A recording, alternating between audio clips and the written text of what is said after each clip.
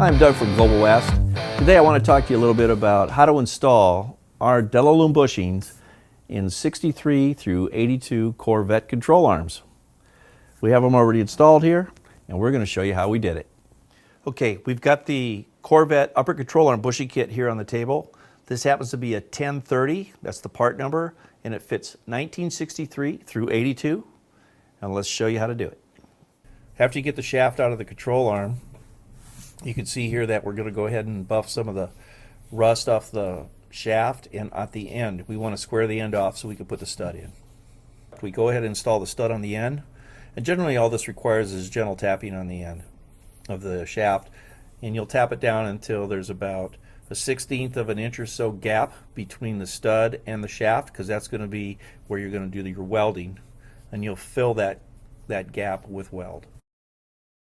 Once you've gone ahead and welded the shaft down, we do recommend TIG welding in these applications. Once you've welded that into that shaft or the stud into the end of the shaft, you want to buff the weld flat to the shaft. Okay, so we're going to take a minute here and show you how to install Corvette upper control arm bushings. And we're going to show you how to install the Corvette lowers as well.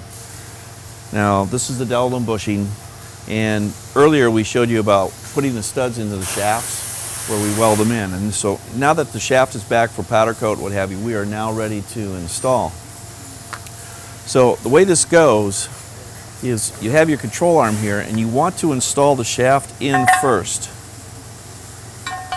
because we've extended the length of that shaft. The next thing we're going to do is on one side only, we're going to go ahead and put a steel thrust washer on first, and then we're going to put the plastic thrust washer on second. So it's going to slide in like this. Then we're going to press the bushing in. Now we want to align the grease fitting hole, which is right here, to right about here at this edge. As the arm comes back, this is a good place to put it. Now you can rotate this anywhere you'd like, but when we assemble these, I try to put it pretty much in line right there. That seems to work really well when it's on the car, and it gives you good access to lubrication, because there's a grease fitting, which is here.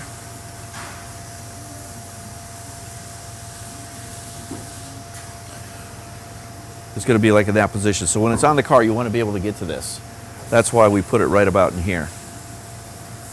Okay, the other thing we're going to do is we're going to use a press, and we're going to use a tool that looks like this, where this has a notch cut out of it, and the notch allows us to go and put it over the shaft, and so it'll slip up and down on the shaft.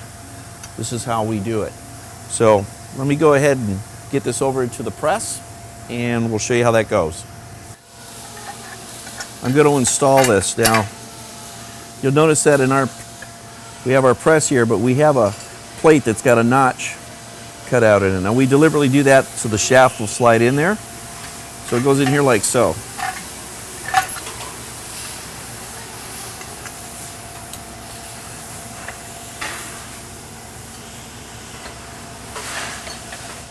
So when we press this in, we want to make sure that the shaft is lined up in the middle of the housing. Then we go ahead and line our housing up, so the grease fitting is pointed over here like we discussed earlier.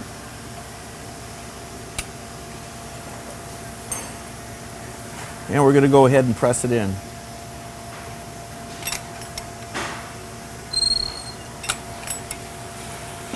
You want to double check to make sure everything's still okay.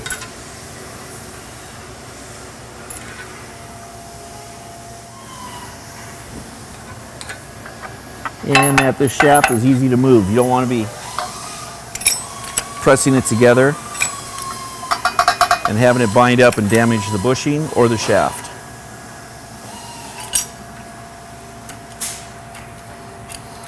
Okay, so we run it on down until it touches the lip.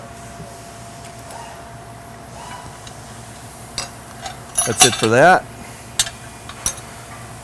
Like so. Now we're going to press the other side in. Okay, we've got our first bushing pressed in. Now we're going to press the second bushing in. Goes on here. Steel washer first. Plastic inner thrust. And again, We're going to put the bushing in. Now, you'll notice here I had the grease fitting already in there. You can do that on the Corvette.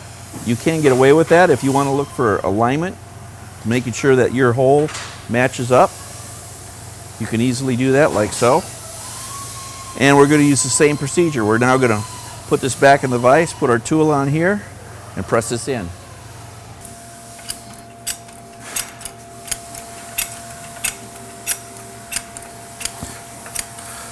If you'll notice, the way we do this doesn't damage the bushing, nor does it damage the control arm or the shaft. Okay, just down there, so it makes contact. Slide this off, and there you have it. We're ready to go to the next step. All right, so now I've got the bushings installed. I'm going to take some grease. Now this is a synthetic grease. We use Neo Z12. It's water resistant. The biggest thing with this style of bushing is that you want a water resistant synthetic grease. So like boat hub grease would even work well with this. But in our case, we use Neo Z12, and we do sell these in tubes for your grease gun, and it works really well. It goes into the product and stays. We've been using it for over 30 years. So what you do is you're going to take some grease and you're going to go ahead and put it inside the bushing. You're going to just put a little bit inside there before you put the insert in. I'll place an insert. I also put a little grease in the insert.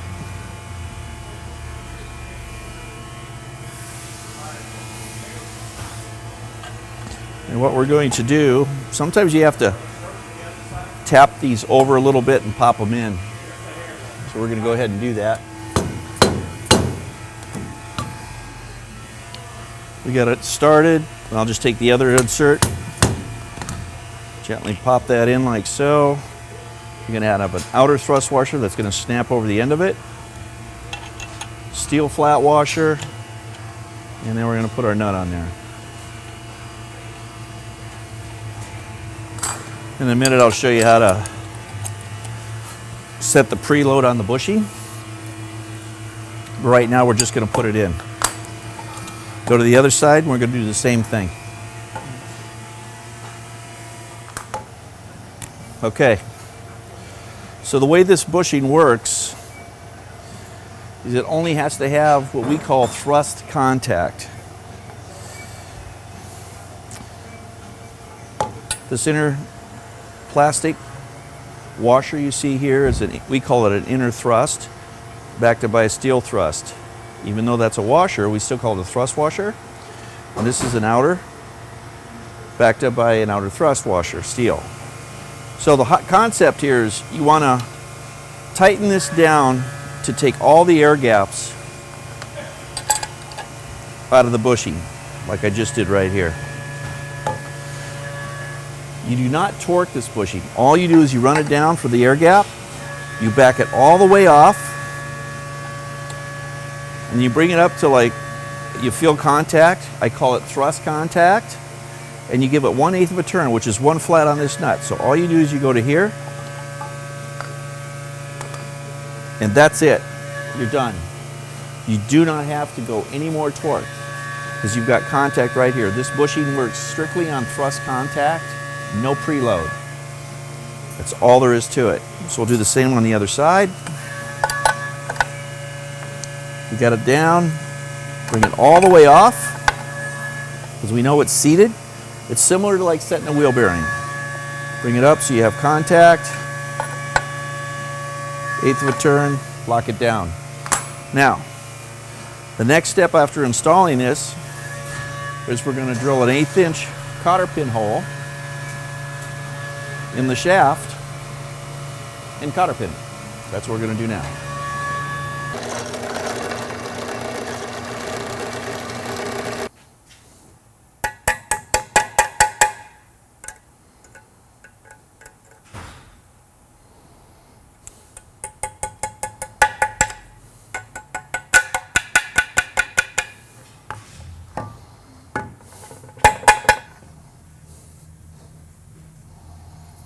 Okay.